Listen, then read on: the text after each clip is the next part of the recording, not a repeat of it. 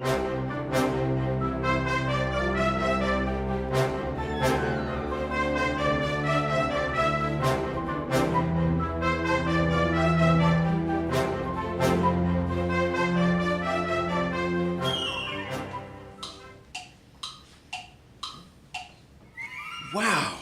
my first day at the police academy. I can't wait to be a police officer. So much to learn. I better grab a seat right up front. But remember what Dad said. Don't tell anyone you're the chief's son, under any circumstances. He was kind of intense about it, but I guess he doesn't want me to get any sort of special treatment. No worries there. If I'm gonna make a name for myself, I want to do it on my own. Excuse me, is anyone sitting here? Huh, sure. If you want to sit up front like a loser. You're sitting up front. I know where I'm sitting, moron. Keep your trap shut. What's your problem? I'm going to be your problem in about 10 seconds if you don't keep quiet. Quiet down, everyone. Let's begin our lesson. What's that smell? Didn't get a chance to shower today. Shut up. We begin by opening our textbooks to page... Wait a minute. Where's my textbook gone? It was right here a moment ago. Maybe you left it in your office. Or maybe it was stolen. Stolen? Stolen? Stolen? Yeah, right, lady. We're all police cadets, remember? Who would steal a professor's textbook? Good question. It would have to be someone up front, close to the scene of the crime. Perhaps someone unprepared for class. Someone trying desperately not to be noticed. Perhaps it was... you. Me? But I have a textbook right here. Exhibit A. You're right near the front of the class, but you clearly think sitting up front is for quote-unquote losers. Exhibit B. Your personal odor due to lack of showering means you came to class in a rush, perhaps enough of a rush to forget your own textbook at home. Exhibit C. You've told this fine young man to keep his voice down 3 separate times, indicating that you don't want to draw attention to yourself. Conclusion, you stole the textbook. That's all circumstantial. No court would convict me. Unless the professor wrote her name on the inside cover of the book, which... it looks like she did. Take him away, boys. Oh. Impressive, cadet. What's your name, young lady? The name is Steele. Lilian Steele. Say, handsome, is this seat taken? Be my guest. What do you make of this cipher? It's not in any language I'm familiar with. It looks to be based on the phases of the moons of Jupiter. How could you possibly know that? I have a variety of interests outside of police work, you know.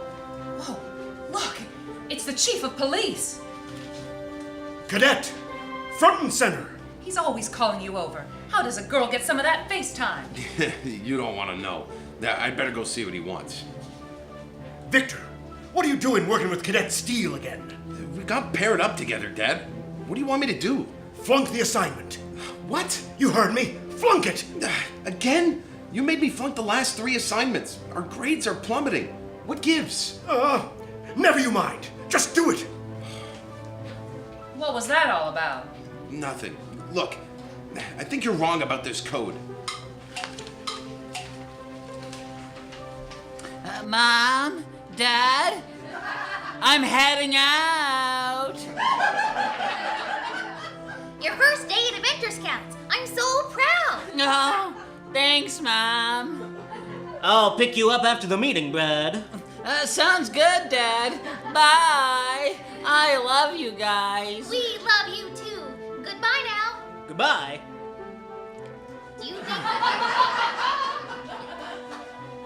you think we'll ever appear in the show again? Probably not. Happy families aren't exactly dramatic. You at all bothered by that? Nope. Me neither. I love you. I love you too.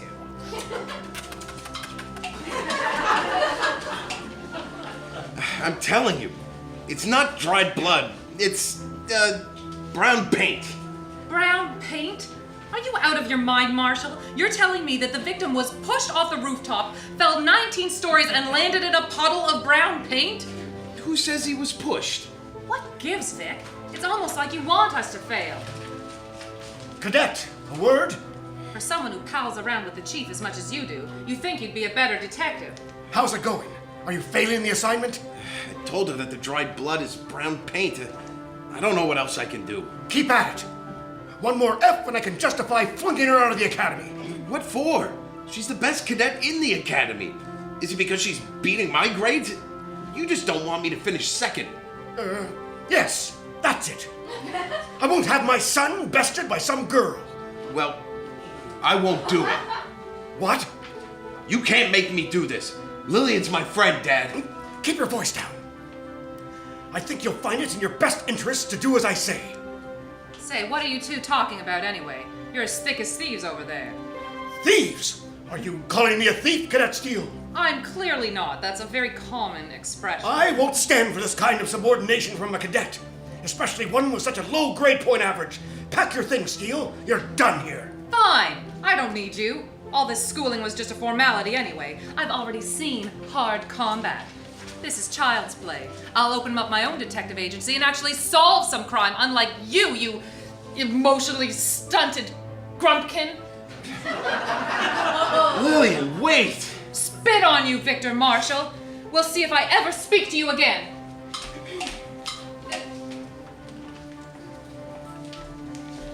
Find any work out there today, darling? Not today. I just don't understand it. I've got to find a job soon, what with you pregnant with triplets and all. You'll find something, dear. Here, why don't you wear your feet up and read the want ads? I'll make us some dinner. All right. Thanks, honey. Say, what's this? Narrator wanted for a new radio program called Crime City? Sweetheart, keep my plate warm. I've got a date with destiny. Greetings, junior detectives. Shine your badge, put on your trench coat, and grab your magnifying glass. It's time to set your radio dial to intrigue for another exciting episode of Crime City, brought to you by the other fine shows on this network, Tex Ultra, American Ranger, Cooking with Colleen Carroll, and The Paranormal Place. Crime City, home to the fiends, scoundrels, and ne'er-do-wells of the world. A cesspool of illegality.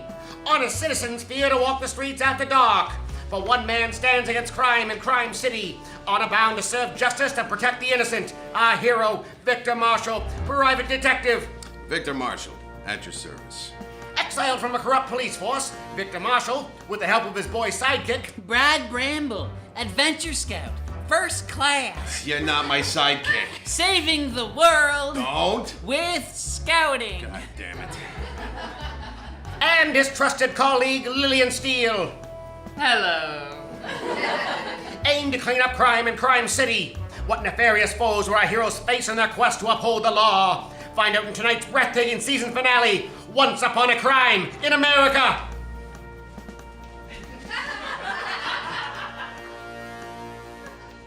On the last episode of Crime City, a trigger-happy Sue Safe put an unambiguous end to the Crime Minister reign of terror, blowing the crime boss to kingdom come in a sanguine blitzkrieg so definitive, you might say it was the evil overlord's moment of clarity? No? Expected a bigger laugh on that one. Claret is the color of dark red, much like blood, you see? You know what? Read a book, junior detectives. I can't explain everything to you, but what I can explain is that before his explosive passing, the dastardly director of Dangerous Deeds set in motion his vile scheme to eliminate Lilian Steele, a terrifying cyborg with the face and brain of Lilian's former squadron commander, Ingrid Iron. As Lilian does battle with the mechanical monstrosity, Victor and Brad race to capture the cyborg's designer, that villainous vandal, Pablo Rascalo, in hopes of finding a weakness that'll give Lilian the edge in this fight. There's a lot of action in this episode, junior detectives. You better fire up your imaginations and leave the engine running. Let's get to it.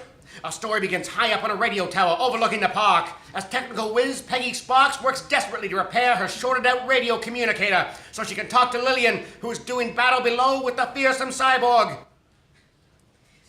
Darn it! When that blast of radio waves activated the cyborg, it also blew the power out of this whole block. I can't see a thing down there. I suppose if the cyborg is still shooting at her, Lilian must still be alive. Well, that piece of comfort is just like the war between us and the Russians. Cold. But unlike the Cold War, this fight is not cool. Some like it hot, but I'd rather tinker with a gizmo than be Marilyn Monroe. I'm more familiar with the magnetic field than I am with Jane Mansfield. get an electrical burn than have breakfast at Tiffany's with Audrey Hepburn. Oh God, I'm rambling. Breakfast at Tiffany's doesn't come out for another 8 years.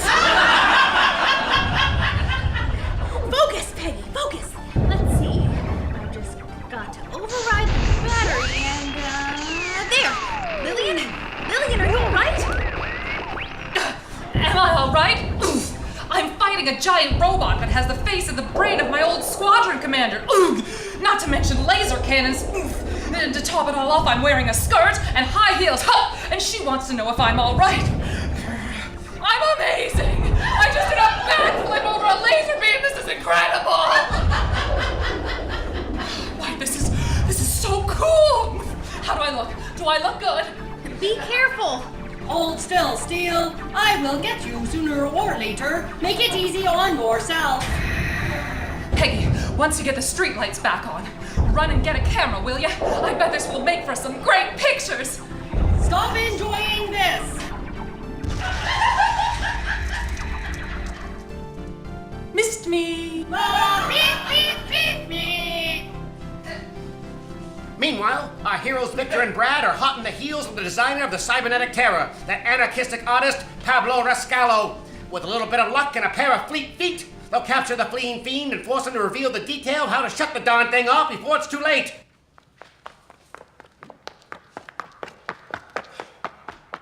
You'll never catch me, flatfoots. You may as well make like the earliest paintings and cave. How'd he get so fast, Mr. Marshall? Yeah, Pablo, what's your secret? You do all your painting on a treadmill? Oh no, Monsieur Marshall, nothing so baroque as that. I simply use performance-enhancing drugs. That's reprehensible. Kinda sketchy, eh? Don't be appalled, neighbors. You want to get ahead in this underworld business? You learn to expand your palate. Toodaloo! It's no use. We're never gonna catch him like this. We've gotta get out in front of him. Oh, but how? He's running faster than a wax statue on the 4th of July. We'll have to outsmart him. And I think we're in just the neighborhood to do it. Look, follow my lead. He's following a pattern. At the next crossing, go left. A good idea. We'll flush him into a dead end. Not so fast, Brat Bramble and Victor Marsh shan't be catching me. You want me to go left? Well, here I go, upsetting your expectations. Yeah! He went to the right, just like he wanted. Now what? Well, if my calculations are correct.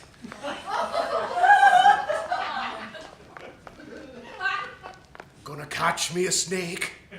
Gonna take it uptown. Gonna make it my wife. Gonna buy it a pearl.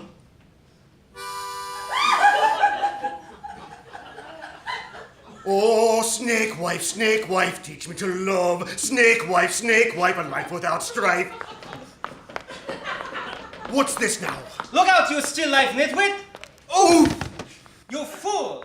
I've been attacked on tonight of all nights. I was finally gonna get that snake wife I've been angling after. Gotcha, Pablo. Seems like you and my associate, Whiskey Snuffles, have a little run-in. Aid and succor, I cry you, for I am bruised and killed. All right, Rascallo, let's talk about that cyborg. Very well, you cut me. But you can't make me talk. We'll have to call this a draw. Sorry, Pablo. But there are no passes in this game. Tell us what you know. Never! I'm far too crafty for the likes of you. I'll never tell you how to kill that cyborg.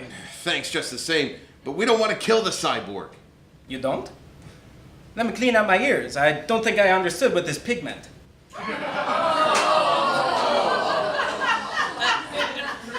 Mr. Marshall, are you sure we don't want to kill the cyborg? No. What we want to do is a little more complicated than that. And we might be willing to make a deal to get it. What are you saying? A plea bargain? I won't do community service again. Teaching painting to underprivileged children? No thanks you. I need a heating pad and bandages. Somebody get me 12 rats. I'll also take mice, but I won't be happy about it. Pull yourself together, Whiskey. We need you to keep an eye on Pablo here.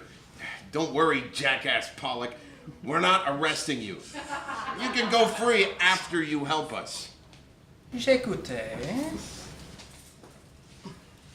Just what is Victor up to? Making deals with criminals? Leaving them in the care of whiskey snuffles? Sounds pretty unlawful to me. And where are Ruby, Private Property, Billy Randyhurst, Wednesday Williams, Sue Safe, the Zookeeper, Vonda Shines, Tyler Null, and Lord Scottable Duggan? Geez Louise, Junior Detectives. This story has more loose ends than Rita Hayworth's wig. We'll find out if they all get tied up after these messages.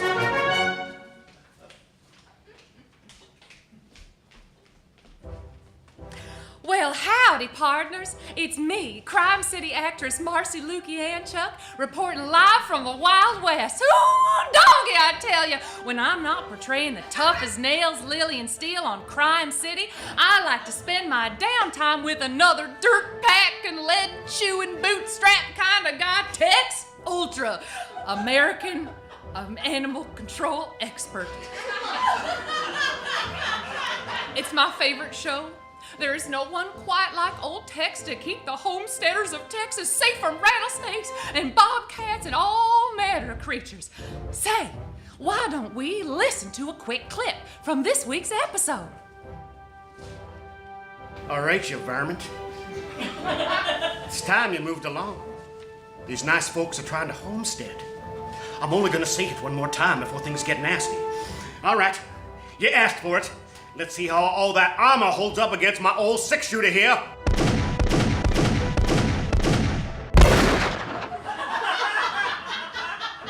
Take that, you filthy armadillo.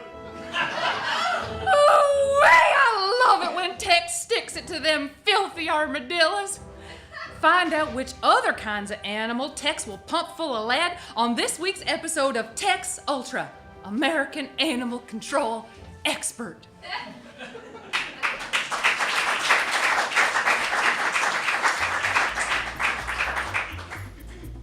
There's something special about eating with others. It's fun, wouldn't you say? Hello, I'm Rick Hardman, and I'm here with celebrity chef Colleen Carroll. Hello. Hello to you. We're here to help you make a meal that really stands out for that special occasion. That's right, Rick. Now, how does one make a meal special? I'd imagine you must run out of ideas preparing 3 meals a day. Why, that's 90 meals every month. What? Yes, 90 meals a month and over 1,000 meals every year. Oh, God. I never thought of it that way. Are you all right, Colleen? I've wasted my life. Now. No, really. Over 1,000 meals a year? With grocery shopping and washing up, that's over 2,100 hours. My God, that's more than 3 full months out of every year. Just cooking. Colleen, pull yourself together. I've never seen the pyramid. Make this meal yourself, Rick Hardman, you can. I'm going to Egypt. Oh, thank God. I thought she'd never leave. Welcome to Cooking with me, Rick Hardman.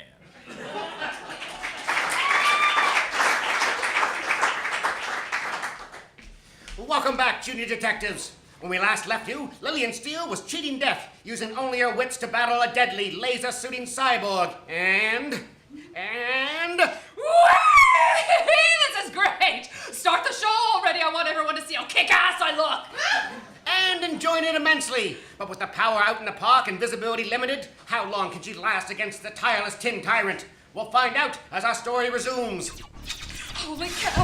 I haven't had this much fun in years! Stop enjoying the steel. I am destroying you. Ha! We'll see about that. Recalculating gyroscopes. Great!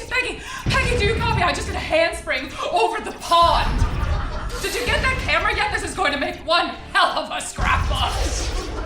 Look, I'm turning on the lights to help you escape. I'm not getting a camera. I want to look back fondly on what is maybe the only cyborg battle of my career. So shoot me, if you can hit me, that is. So flip it, Steel. Your disrespect will be your downfall. Who says I'm being disrespectful? Oh, quite stick the landing there. Shoot at me again so I can try that backflip twist one more time. This is what you always do. You don't take things seriously when they are very serious. You know what happens when you take things seriously all the time? You start to focus on whether or not that thing is being taken seriously instead of the thing itself. Choose your words carefully, Steele. They will be your last. Okay. Take this situation, for instance. Hup. You're a giant metal thing with the face of my old friend, right? If I took that seriously, I would go mad, wouldn't I? Hoof. Yes, programming dictates you should have an extreme emotional reaction, making you more susceptible to attack. Right. So, if I go mad, you'll blast me with your laser cannon, and the bad guys win, is that right? Yes. And all because I took this too seriously. That is not the point. The point is that you should take things seriously. Well, sure, but not all the time. It's more important to react appropriately. And the appropriate reaction to fighting a cyborg is to be super jacked about it! If I focused all my energy on only being serious, I'd never end up taking action. But if you always take action, you render yourself careless. Yeah, well, you know what the old book says about faith, without works being meaningless. Besides, if you're a trained gymnast like I am, this is a dream come true. Watch this aerial. Did you see that? Where is Peggy with those lights? Careless and selfish. Wanting better lighting for a photograph when your life is at stake? Lilian, do you read me? I'm going to hit the light. Hope you've got plenty of film, Peggy. We're going to want to look back fondly on these memories. And, my eyes! What happened? I must have been looking right at one of the lights when you turned it on. I can't see. Weapons at full power. Oh no, just, I don't know, keep moving. I can't see where I'm going. I have you now. My arm! Peggy! She shot off my arm! Holy dismemberment, junior detectives! With one precision blast, that scythe cyborg pruned a stem off America's favorite rosebush. How's she supposed to put her hand on her heart during the Pledge of Allegiance now, you anarchist amputizer? Is this the end of Lilian Steele? Find out after these messages.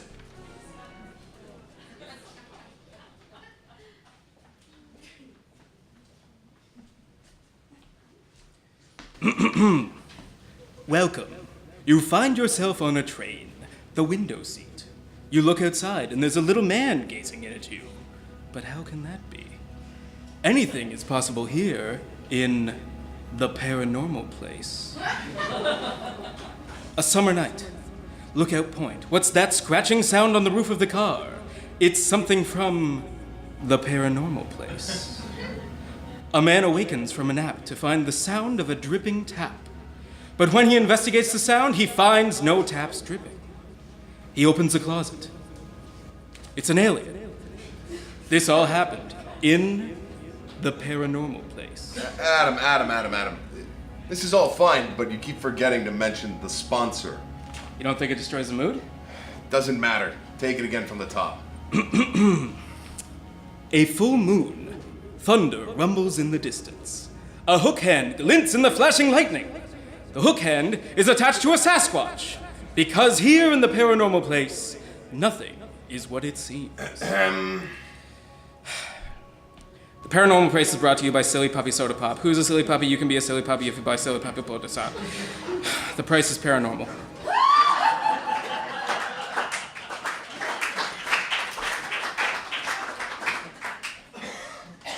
We rejoin our story from Victor and Brad's point of view as they race towards the park in the center of town, moments before Lilian's arm is lasered clean off. Come on, kid, keep up. If this plan is gonna work, we've gotta hurry. Lilian can't keep dancing around that cyborg forever, you know. Do you really think we can trust Whiskey to get everything ready and keep watch over Pablo? Of course, why not? Well, for one thing, he's on a lot of PCP. Doesn't make him a bad person. Well, yeah, but maybe we should get him into rehab or something once we're done here. Okay, maybe right now isn't the best time for a chat about moral relativism, okay, kid? Oh. We're here.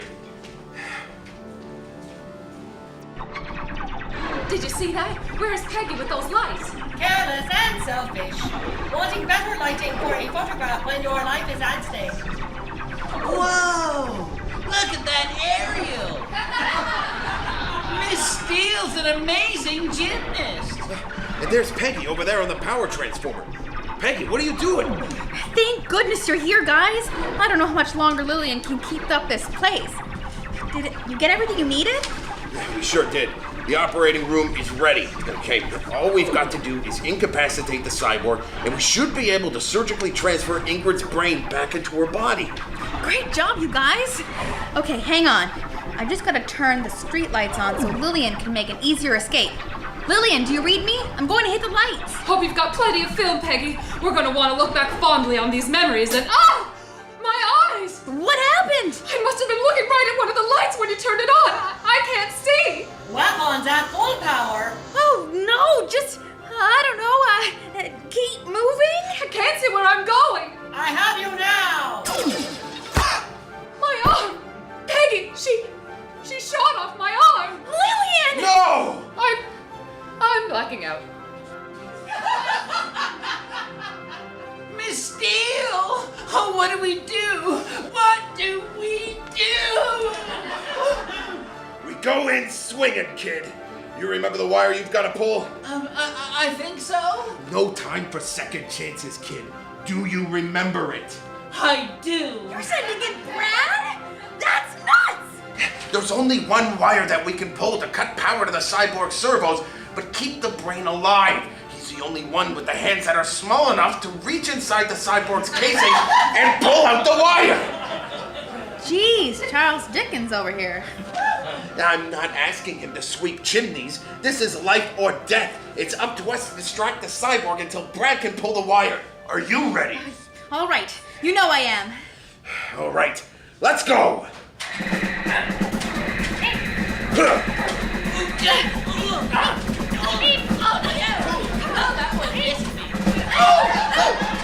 Over here!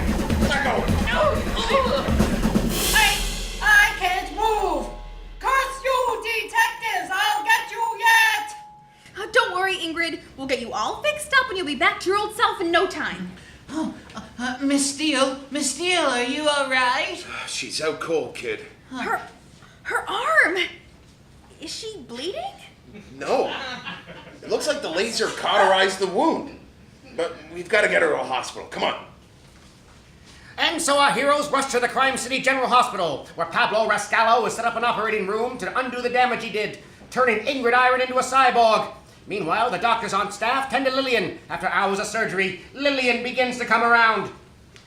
Guys, quick! Her eyes are open. Where am I?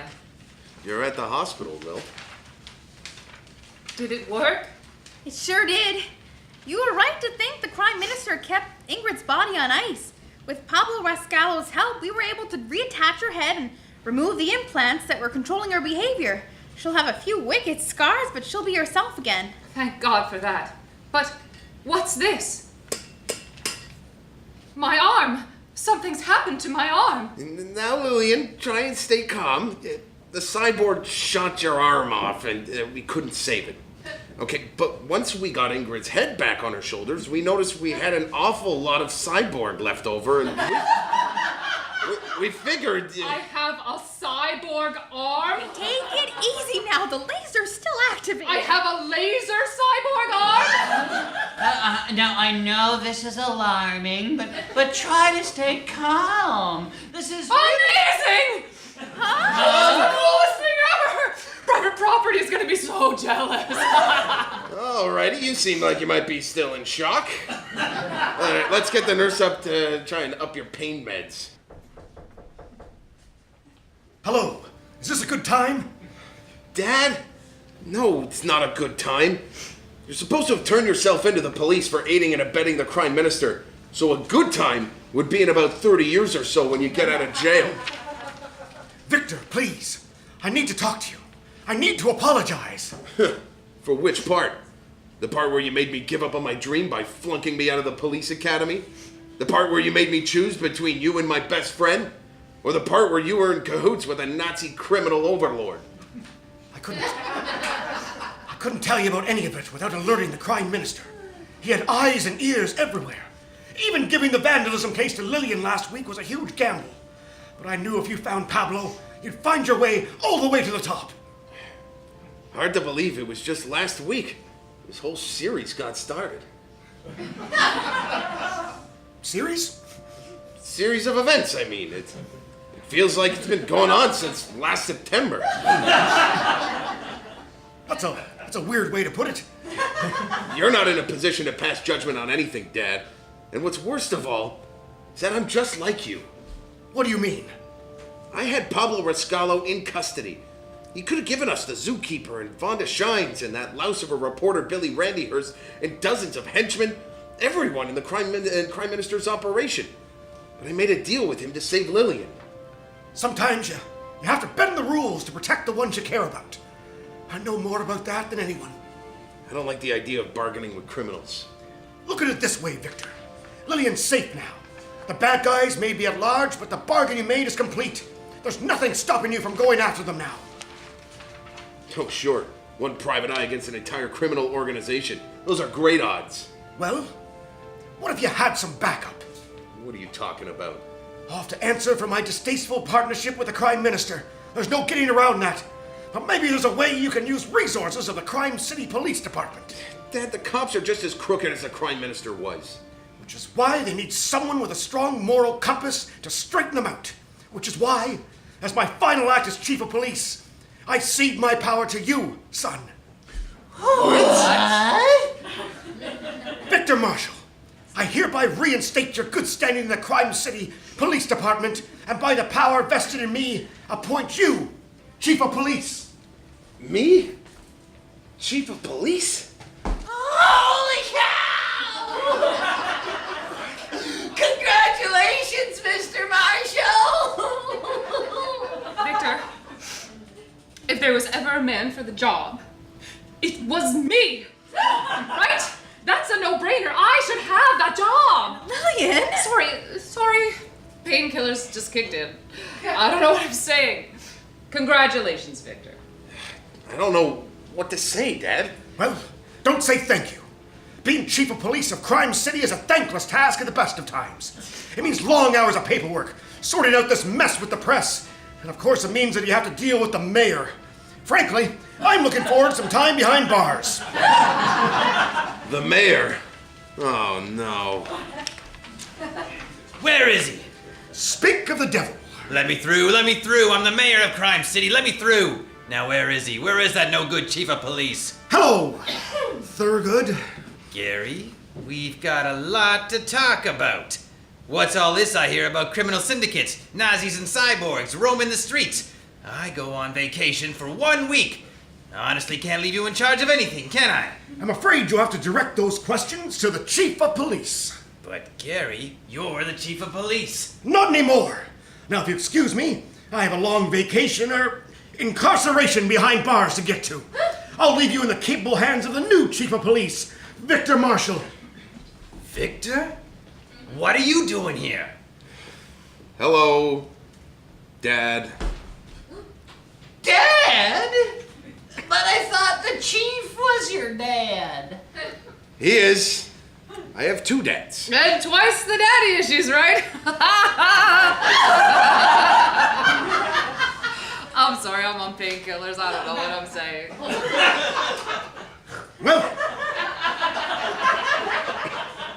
gotta go. Enjoy being chief of police, son. How do you explain this mess, Victor? Well, there was this Nazi, you see, and... No, never mind. I'm sure I'll read all about it in Billy Randyhurst's newspaper column tomorrow. He never misses a beat. Billy Randyhurst? He was working for the crime minister. Impossible. He's an ace reporter and one of my most trusted advisors. Oh boy, Dad, we've got to have a few long talks. Look, you've obviously had a few hard days, so why don't you take some time to get your head on straight? Thanks, Dad. I appreciate it. We'll sort this out first thing Monday morning. But it's Sunday night now. And you're the chief of police in a town that's literally called Crime City. There's work to be done. See you in the morning, Chief Marshal. Oh boy. And so the days passed. Victor took up the post of chief of police and began to clean up shop, weeding out the corrupt police officers and tracking down the criminals he could. Lilian's wounds healed with the help and support of Brad and Peggy, and when she was due to be released from hospital, Victor paid a visit to his friends. Lilian, You're looking like, well, not $1,000,000, but a couple thousand anyway. Gee, thanks, Vic. I can always count on you to bowl me over with emotion. Say, what's that you've got there? It's some mail that I've been collecting, that's been collecting dust over at the office. I thought you might want to have a look. Look, there's one from Ruby. Ooh, it's postmarked from Dallas. Oh dear, she must have gone back home after she saw Ingrid in that state. Perhaps you'd better read this one, Peggy. All right, let's see. It says, Dear Lilian, I hope you'll understand why I went AWOL the other day. It's quite a thing to, well, perhaps some things are best said face to face. I think it's time we had a chat. Come to Dallas. Love, Ruby. P.S. We'll meet again. Aw, Lilian, she forgives you. Well, there might be a bit more work to do on that front, Peggy, darling, but I think we're on the right track. And thank goodness for that. Oh, and Brad, there's a letter for you, too. Oh, for me? But I get my mail at home. What could this be? It looks very official. From the desk of the assistant head scout? Well, that doesn't make any sense. Lord Scottabald Dugan himself told me that there's no such position as that. Dear Bramble. Uh-oh, I think I know who this is from. Do you like my new stationery? It matches everything in my new office, down to the nameplate on the door. Wednesday Williams! They gave a 12-year-old girl an office? Thanks for letting me know that Lord Scottabald Dugan was going to be in Crime City and that he needed some help getting the Adventure Scouts back in line. Since you haven't been around in the past few days, I've ingratiated myself to old Scotty, and he sees me as a valuable asset to the Scouts' future. I'm his girl Friday, you see, and that means that now and forevermore, you answer to me? Cordially yours, Assistant Head Scout Wednesday Williams! P.S. Don't ever call Lord Scottabald Dugan Old Scotty. That's a private nickname between he and me, and I only told you that so you'd twist in the wind! Sucker! Oh, well, that's just great. You okay, kid? I think it's time I took a leave of absence from the Adventure Scouts.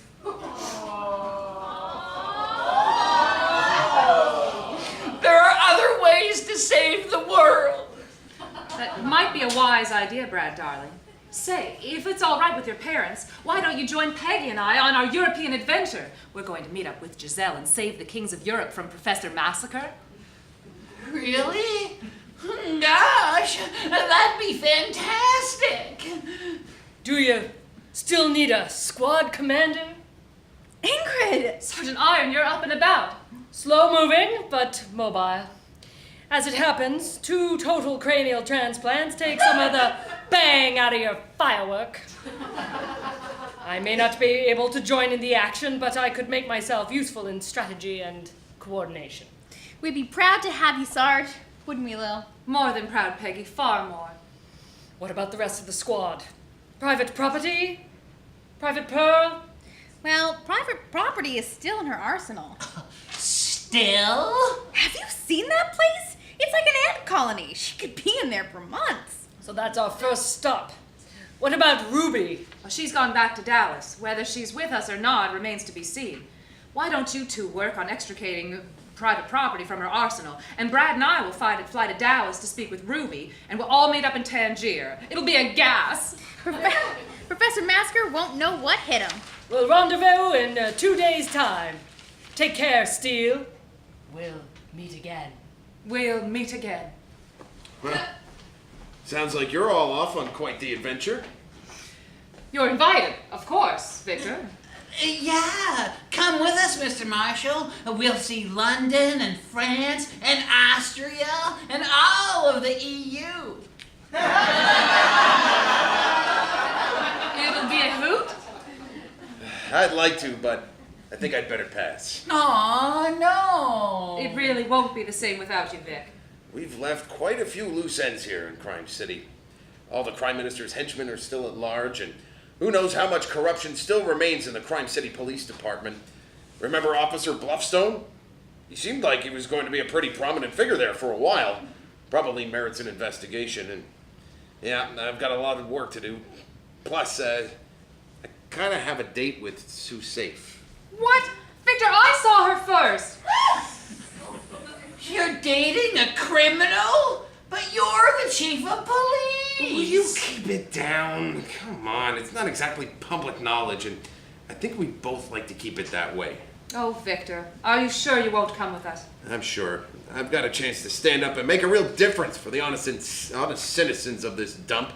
You're the spy and Brad's the adventurer, and you should go. I should stay. Oh, I guess that makes you the sheriff, huh, Mr. Marshall? Oh, hey. I just realized that you're the good guy. And your last name is Marshall. That's pretty neat, isn't it? We'll send you a postcard, Victor. Thanks, Lil. Good luck out there. Boy, we sure have had a lot of crazy adventures this season, haven't we? This season? What, like summer? Yeah, summer. A lot of crazy adventures this season in Crime City. I can't help but wonder what'll happen next season. Like Adam? Why are you talking like this? Will you just let me have this? As I was saying, I can't wait to see what happens in the next season here in Crime City. Hear that, junior detectives? The adventures of your favorite crime fighters have only just begun. What comes next for Victor, Lilian, and Brad? Whet your appetite on this, junior detectives, an exclusive sneak peek from Season 2 of Crime City.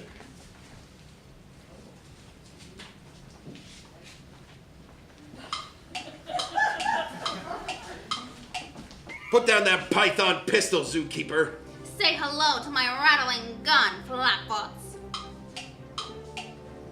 I never thought my first kiss would be with Wednesday Williams. What was it like, kid?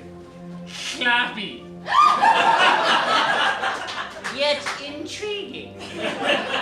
Looks like we'll be investigating the biggest mystery of all. Teenage girls.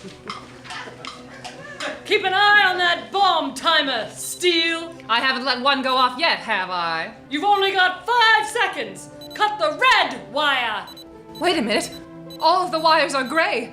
Is it possible I'm colorblind?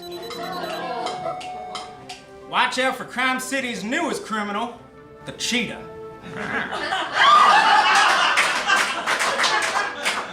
I don't know how many times I have to tell you.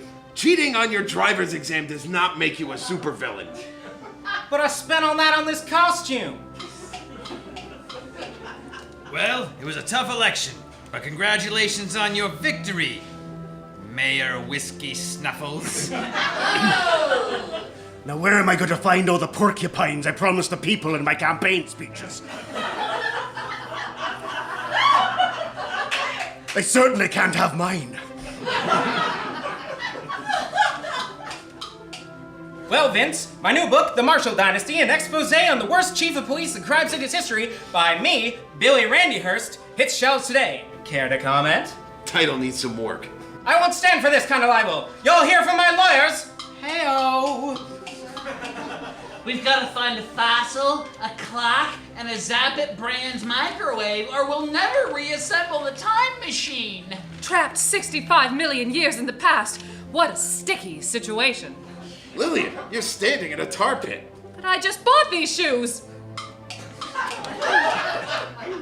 You'll never escape from me, the phantom of the roller rink. What are you doing here, Phantom? This territory belongs to me, the Disco Kid. Well, there's only one way to settle this. Dance contest. Look at the markings on the airplane's fuselage. I recognize these, but that couldn't be unless Dr. Lady Pilot is real. In tonight's spectacular episode, Peggy Spock's new invention has found our heroes forever changed. Gosh, I'm sorry, guys. Who would have thunk a trans-dimensional portal would cause this much trouble? Victoria Marshall, at your service.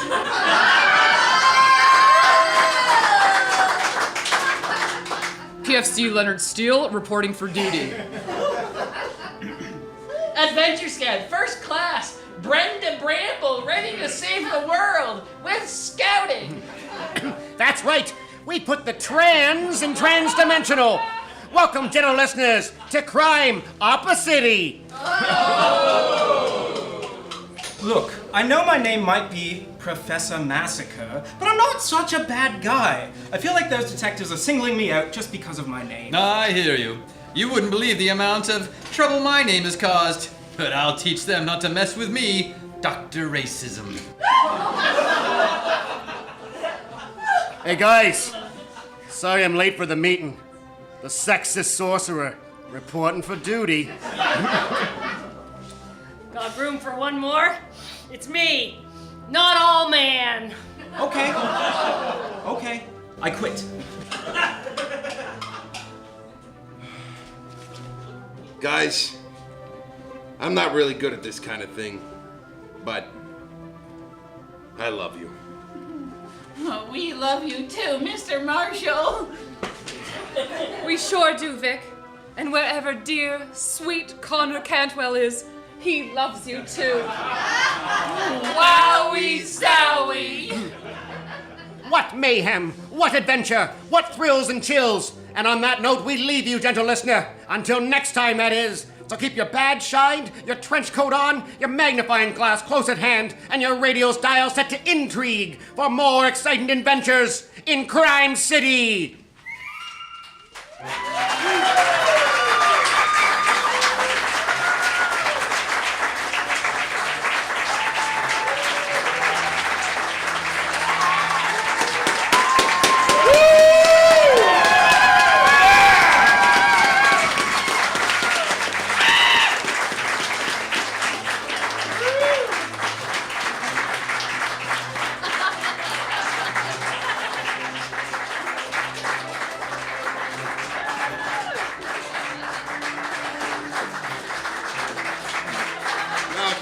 Keep going.